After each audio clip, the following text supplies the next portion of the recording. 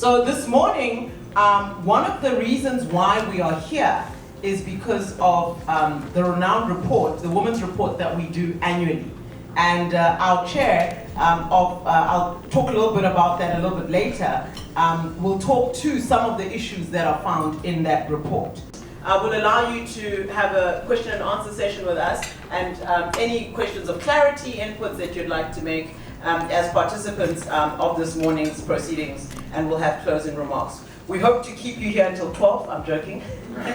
We'll be here until 10 and we'll close off and have a closure. I think what's important, ladies and gentlemen, this morning is we commissioned research, and I just want to talk to some of the topics in our research that was commissioned. Annually we have a women's report, and this women's report focuses on, it's commissioned by the University of Stellenbosch Business School in partnership with the University of Johannesburg, and we have several partners that partner with us. But I think the more important thing is, what is it that we talk about in that women's report? It's a massive task that we've taken upon ourselves. Anita has an enormous responsibility for which we would give her all the support. But we are looking for partners who can come on board. Listen to my language. I say, I'm not asking for a donation. There will be money involved, but it will be a partnership where there's reciprocal gains. We have in this morning the CEO of our USBF, Chris, welcome this morning. Thank you for attending. Chris is running a very, very smart, efficient executive education company. There's no reason why we cannot, through Chris and with our help combined, do some very, very interesting work in women leadership within a company or within an industry. The possibilities are simply endless. Good morning again, ladies and gentlemen. It really is an honor to spend time with you. I'm always excited about the public engagement because it gives an opportunity for us to really contemplate and interact about what I'll be presenting and how that might influence the way in which you think about women on board and how we serve. I want to start off my talk by just bringing a bit of, you're here as part of South Africa, but bringing a little bit more of South Africa into the room. And I did this in Johannesburg a few weeks ago, but I used another video of the same group. So I don't know whether if you've seen the Ndlovu Youth Choir. You must have heard of them. And I feel each time when I speak about them, because I actually went in on their website and tried to see who they are, what they represent. And I feel that they represent South Africa to a great extent, and I'll tell you why I say so. Those of you who've not followed the story, they went through to the finals of America's Got Talent. In fact, they were one of 10 groups or individuals. There were some individuals there as well. Now, this is a massive competition, as you know. This is really something quite important. And these kids all come from an impoverished, very impoverished background and area, and they've made it. They've made it to America's Got Talent. I mean, how awesome is that? So why do I say this? Because there's three things that help them to get there, and I really summarize it as seeing in them the power of them doing something big. This was big. With guidance, they had guidance. I don't know whether you saw the choir master there, and there's a whole company behind that as well. But they worked with what they had. They've got these beautiful voices and their energy and enthusiasm. They worked with those three things. And today's work that I'm presenting is based on research that I've done on South African, really the policy landscape with regards to women on boards in South Africa, where the gaps are and so forth. And I'm really hoping for sponsorship to come through because we want to do this as a public report as well. Perhaps it could be split into a number of reports. It's a big piece of research that's being done. I do want to address a few myths, though, that I think are important for us to consider. And myth number one is that there's an insufficient pool of women available to serve on boards. The second myth is when targets are set, they're met. Now, for those of us in business, and certainly in the business school, we know that is a myth, right? So targets are set, they're not necessarily met. Myth 3, if we leave things as they are, things will incrementally, naturally change. We really have a poor track record of self-monitoring, I think, and self-regulation. And that's why I started off with these myths. I think we kind of get stuck on the myths and then tell it to ourselves as though this is the truth and this is the only way that we could work. I think companies who have women non-executive or executive directors should have at least just one. Because the interesting research on this is where companies have at least one woman on their board, it shows an increased likelihood of a woman being appointed as a CEO. And we have an example of this with Zyla Rylands here today, right? Woolworths is an organization who has consecutively, over the past 5 years, had more than 25% women board representation. And Zyla is the CEO of Woolworths South Africa.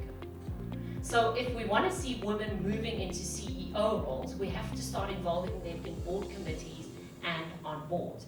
And then there's a greater likelihood of them moving into those positions. I want to stop you with a last thought for you to consider.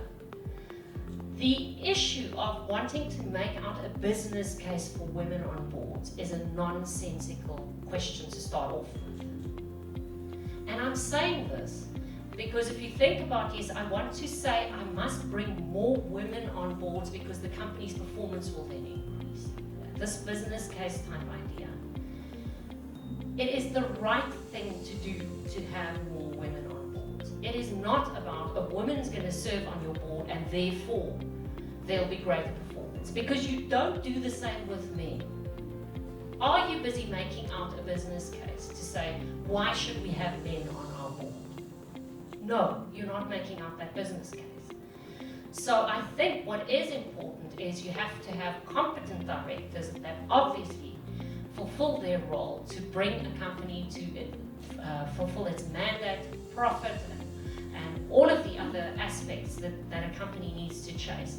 But we cannot build business cases on why should we include women on boards? Tell me, will they increase the company performance? Blah, blah. And only if I get results and a direct correlation on that will I regard it important to have these women on board.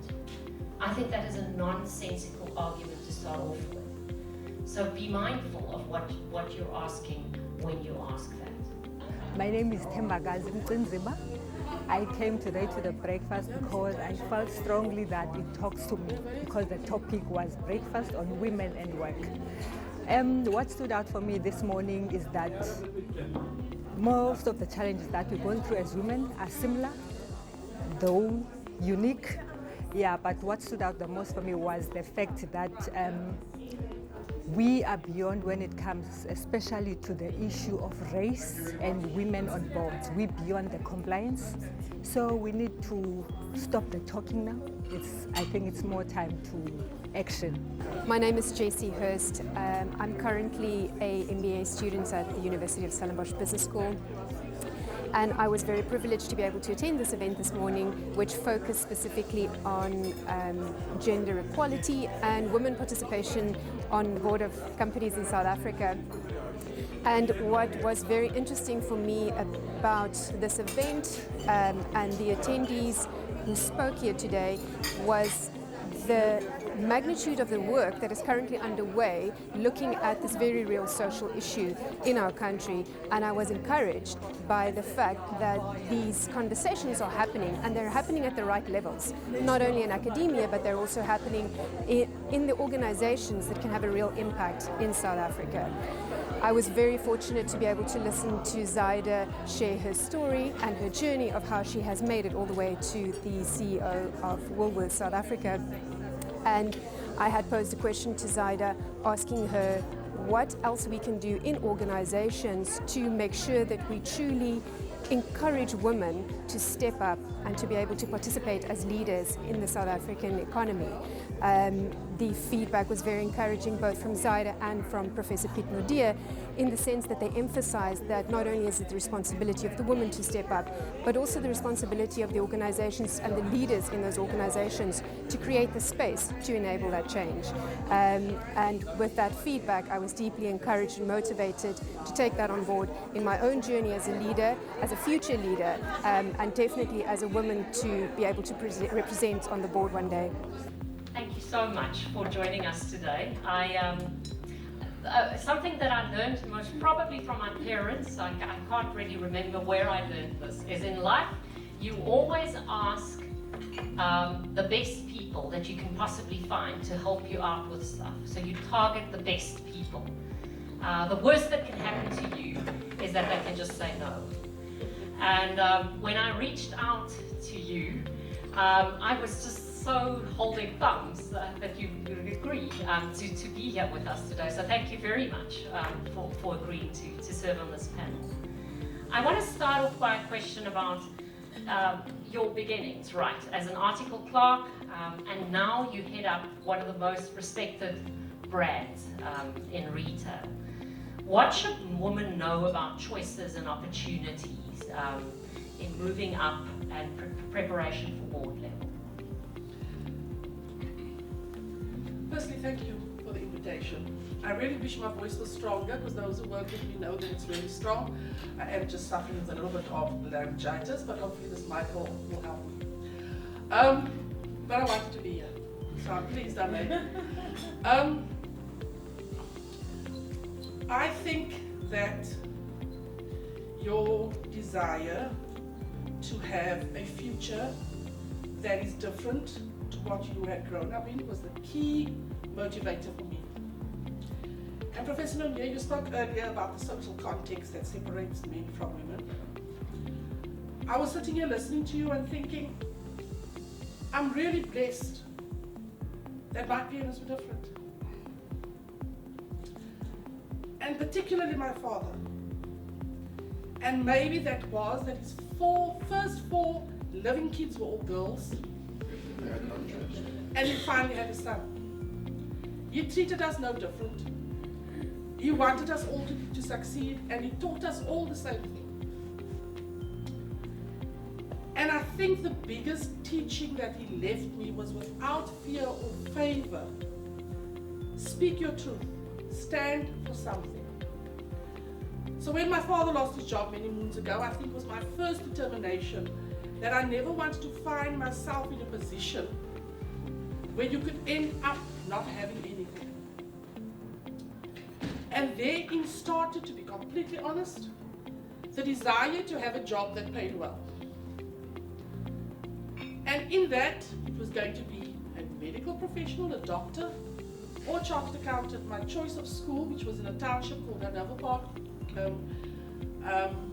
on the Cape Flats, didn't do physics. So I ended up only in grade 9 thinking, maybe I should be a medical professional, and couldn't because I didn't do physics.